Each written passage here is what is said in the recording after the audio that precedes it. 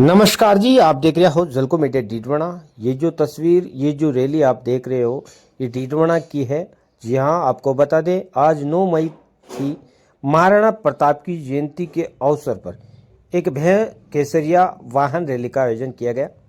ये rally Rahman gate से शुरू होकर शहर के प्रमुख मार्गों से होते हुए राजपूत सभा भवन तक पहुंची। इसमें बड़ी संख्या में युवाओं ने भाग लिया और महाराणा प्रताप के जयकारों से वातावरण गूंजाया। रैली के दौरान शहरवासियों ने पुष्प वर्षा करके रैली का किया स्वागत। इस आयोजन का उद्देश्य युवाओं में राष्ट्रभक्ति और वीरता की भावनाओं को जागृत करना था। कार्यक्रम में स्थानीय समाज सेवियों और युवाओं के सक्रिय भागीदारी निभाई गई। महाराणा प्रताप वो सूरवीर योद्धा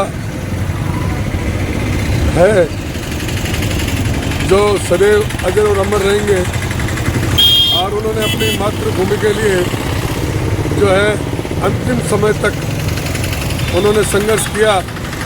और एक वियतनाम जो कि छोटा सा देश है, जिसको चाइना चीन कहता है कि ये मेरा हिस्सा है, लेकिन वो एक छोटा सा देश जब उस देश के मुखिया को पूछा कि आपका आदर्श कौन है, तो वियतनाम के सेना के मुखिया ने कहा कि मेरा आदर्श जो है वो मेवाड़ का धनी महाराणा प्रताप है, जिन्होंने इतनी बड़ी मुगलों की सेना से टक्कर लेते हुए इस हिंदुस्तान का, इस माटी का सदैव सिर ऊंचा रखा है। और महाराणा प्रताप के बारे में जितना भी कहा जाए बहुत कम है।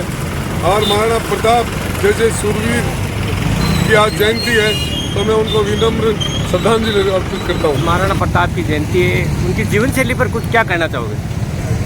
महाराणा प्रताप का जीवन देश की आन बान और शान के लिए उन्होंने सर्वस्व अर्पण किया था। अनेक प्रकार के उन्होंने दुख सहे थे, भोजन भी उनको समय पर नहीं मिलता था, बच्चे और उनके जो परिवारजन थे वे भी बहुत कष्ट सहे थे।